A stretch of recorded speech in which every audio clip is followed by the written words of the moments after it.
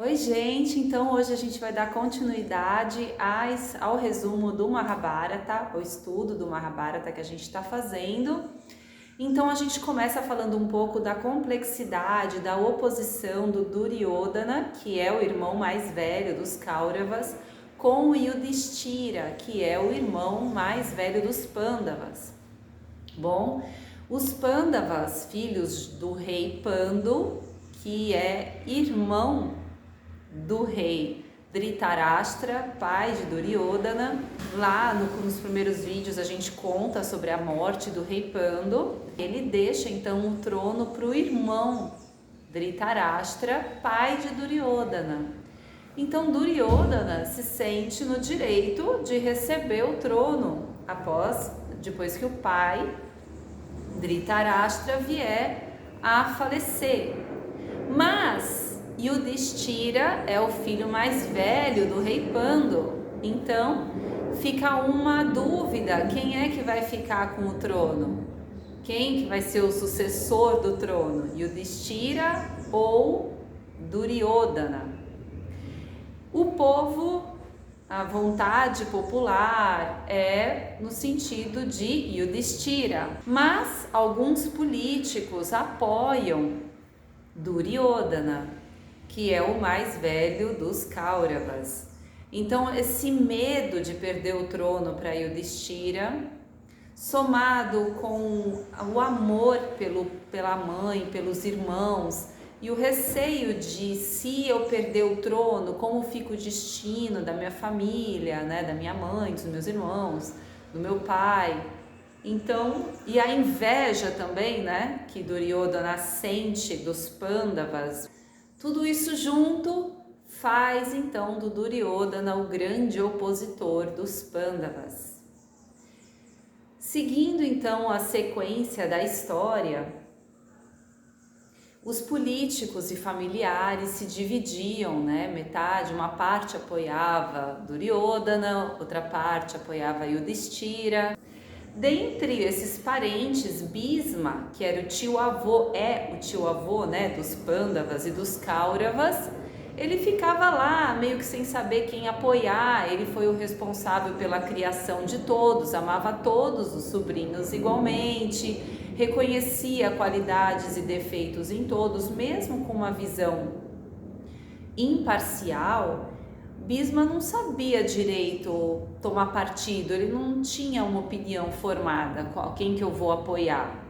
Mas Duryodhana admirava muito Bhisma e obedecia a Bhisma. Então Bhisma tinha uma afinidade especial com Duryodhana, apesar de que ele reconhecia a grandeza de Yudhishthira, o mais velho dos Pandavas, mas Bhisma ficava lá, né, meio que em cima do muro, com essa afinidade aí especial com Duryodhana.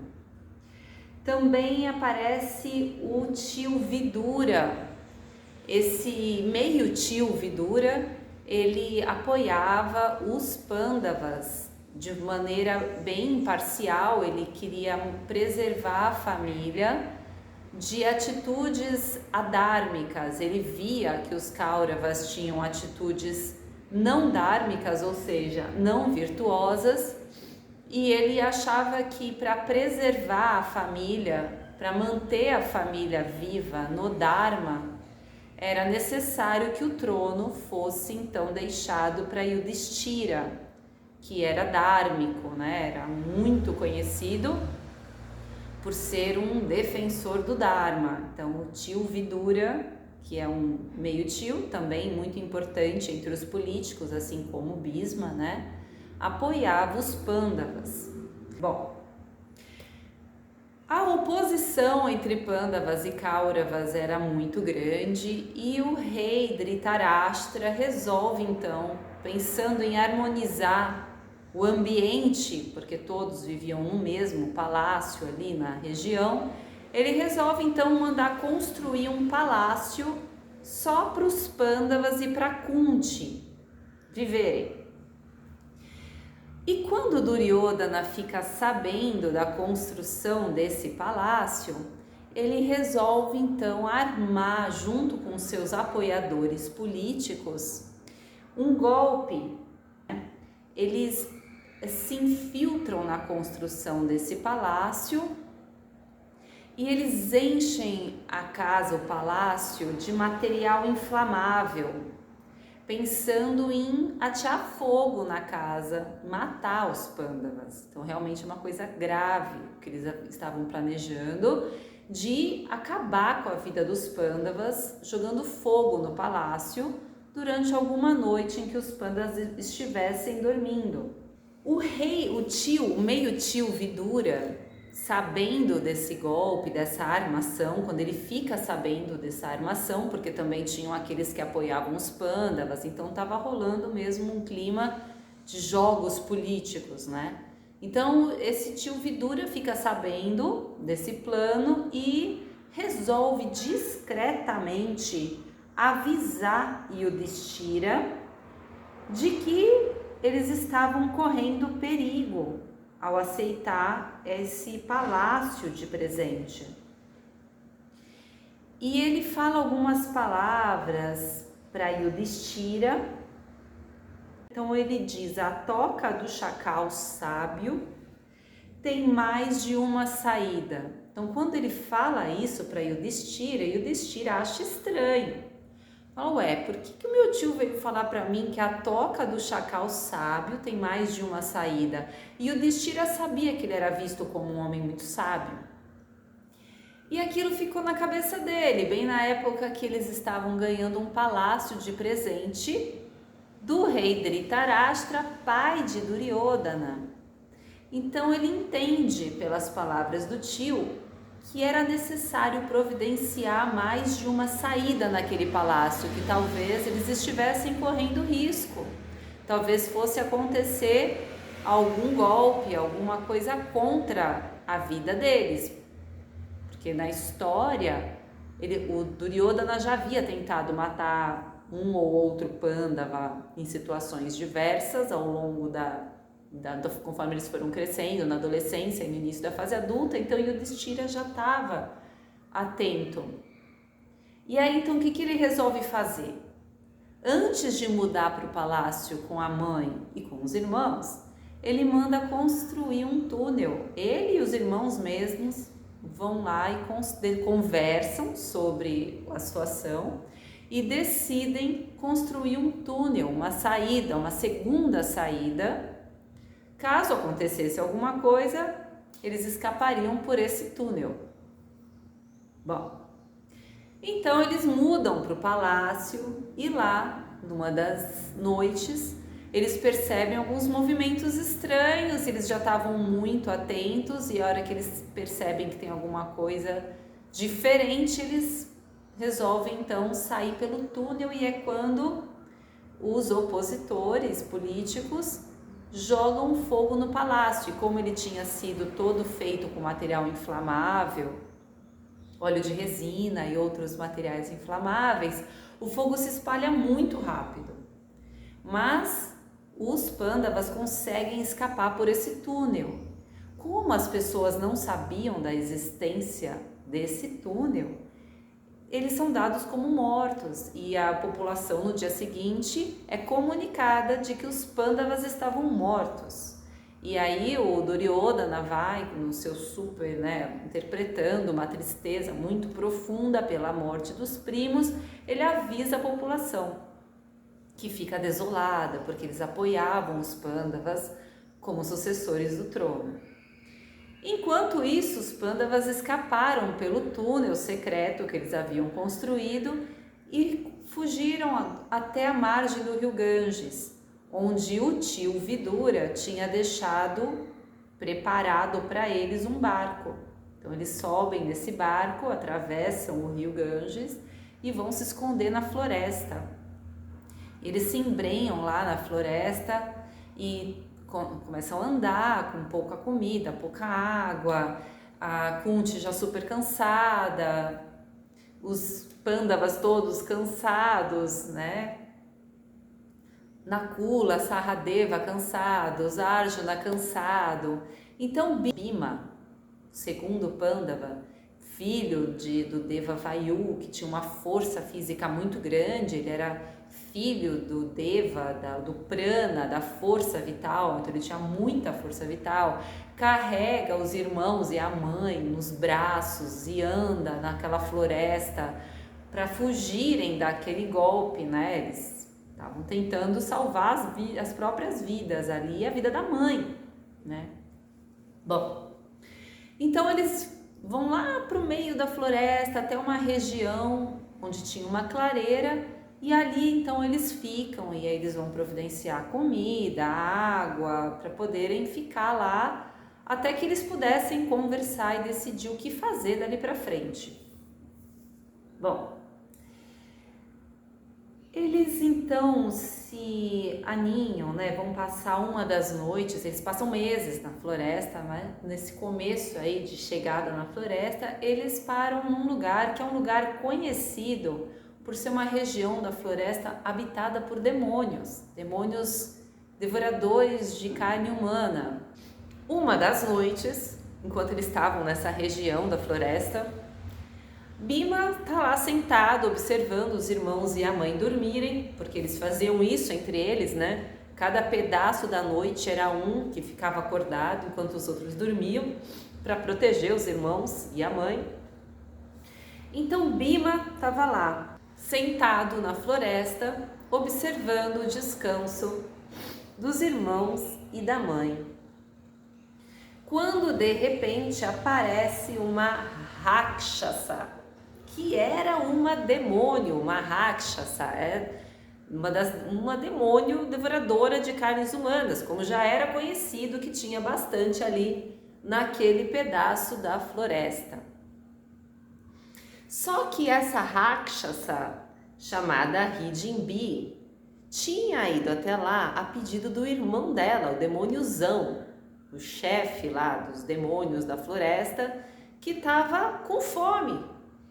E ele então percebeu, sentiu lá o cheiro da carne humana e falou: Hidimbi, faz tempo que não aparece ser humano no nosso pedaço aqui e eu tô com fome, então não vou comer um animal qualquer, eu vou comer a minha carne predileta, que é a carne humana.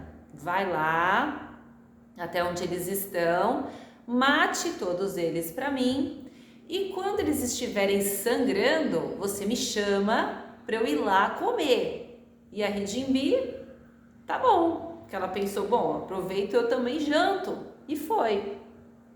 Só que conforme ela foi se aproximando e Bhima estava lá sentado, olhando para os irmãos, ela chega perto de Bhima e ele não tinha visto ela ainda, ele estava lá olhando para os irmãos, pensando coisas sobre a situação, e aí ela olha para ele e se apaixona perdidamente por Bhima. Na hora que ela bate o olho no Bhima, ela fica apaixonada.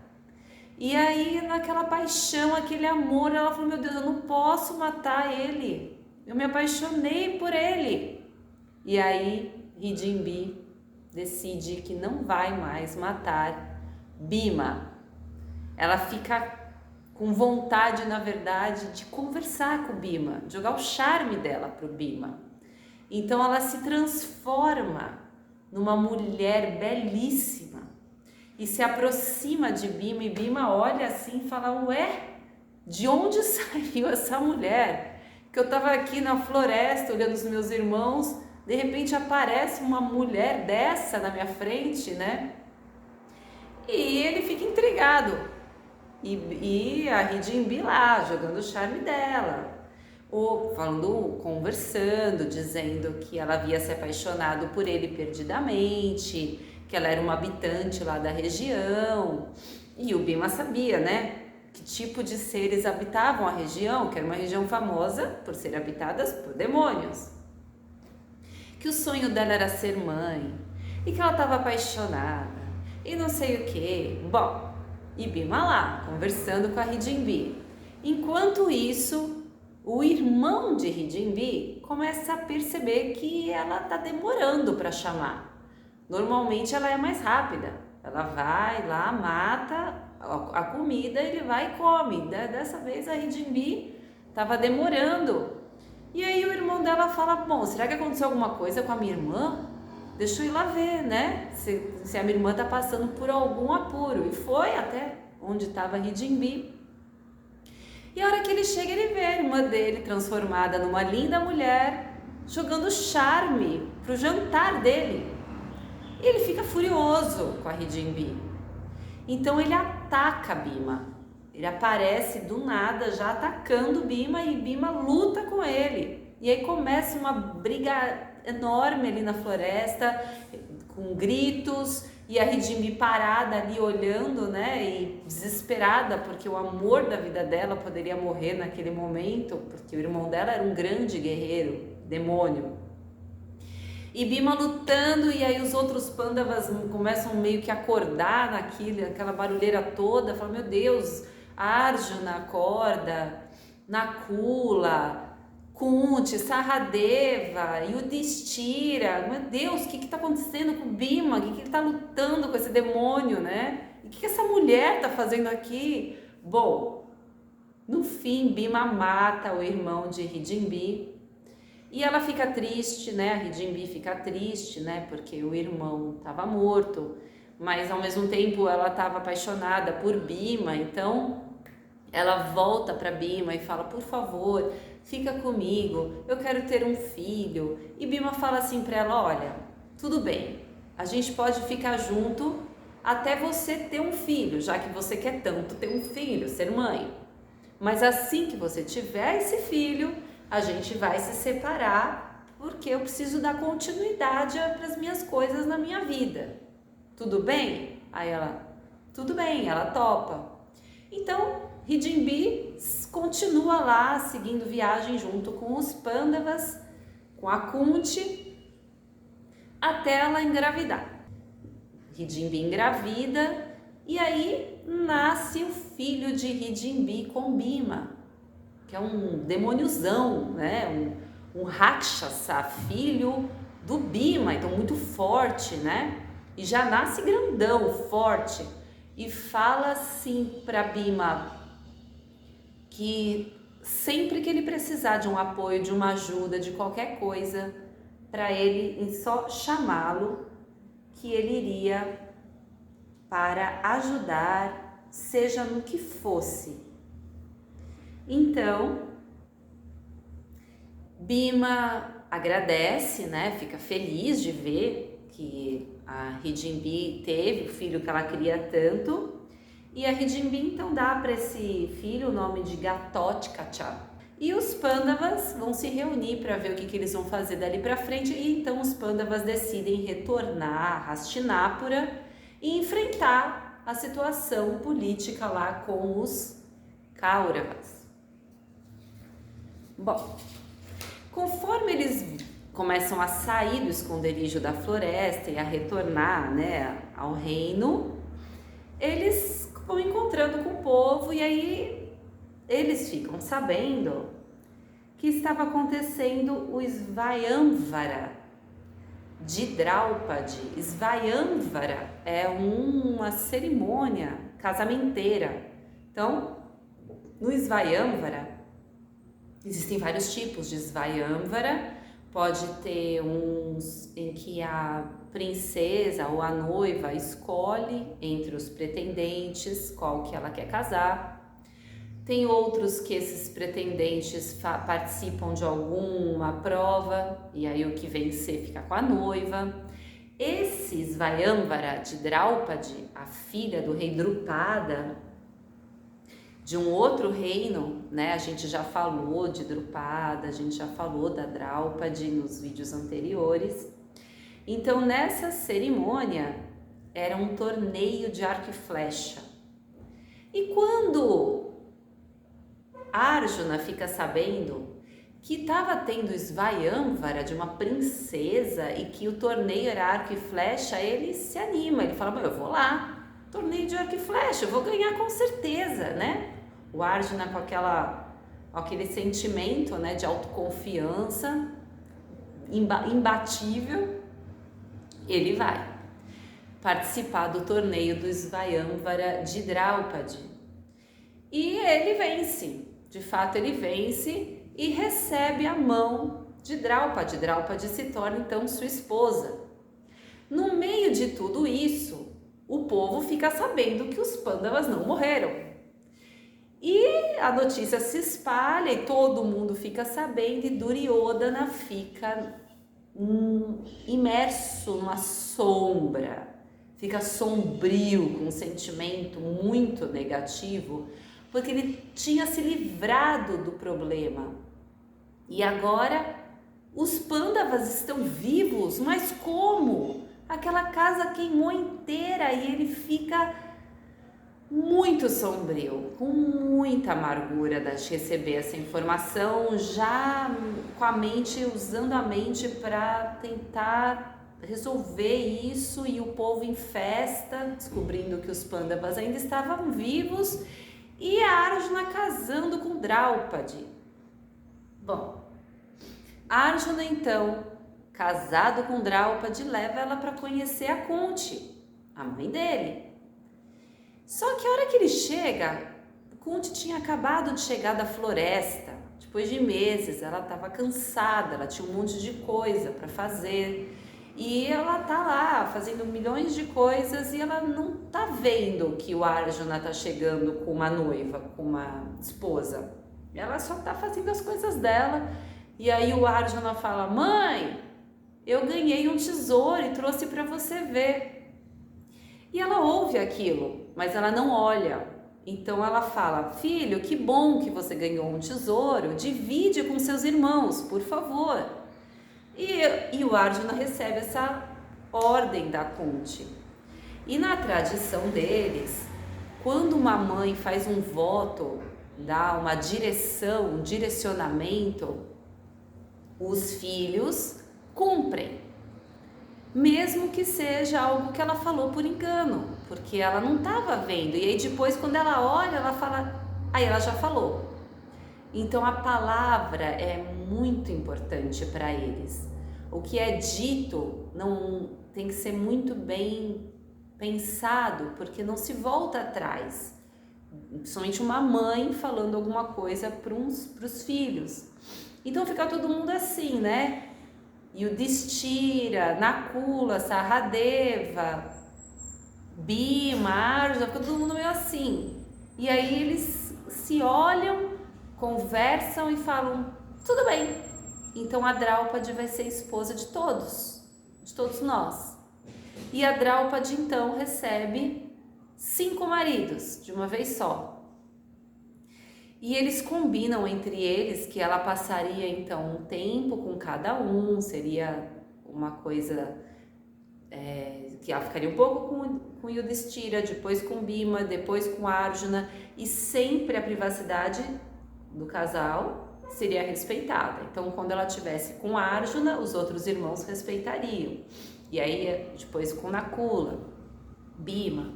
E assim, então, Draupadi se torna a esposa dos 5 Pandavas e desenvolve uma afinidade, uma ligação muito especial com Yudhishthira, que é o mais velho, né? Eles têm uma forma de pensar muito parecida, mas ela é a esposa dos 5 Pandavas e ela é muito bem tratada, de forma muito dhármica. Ela ama os 5 maridos, ama a sogra ama ela, e eles estão lá vivendo a vida deles de forma muito dhármica.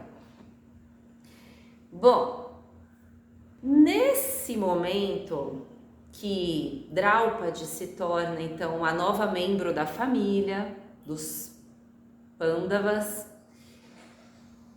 Duryodhana tá sombrio de ódio, né, do destino, como que os Pandavas não morreram. Então ele tava com aquele sentimento, pensando em como que ele vai fazer a partir de agora. E o povo em festa, porque Yudhishthira voltou e eles querem o trono para Yudhishthira, e a opinião do povo tem peso na política, né?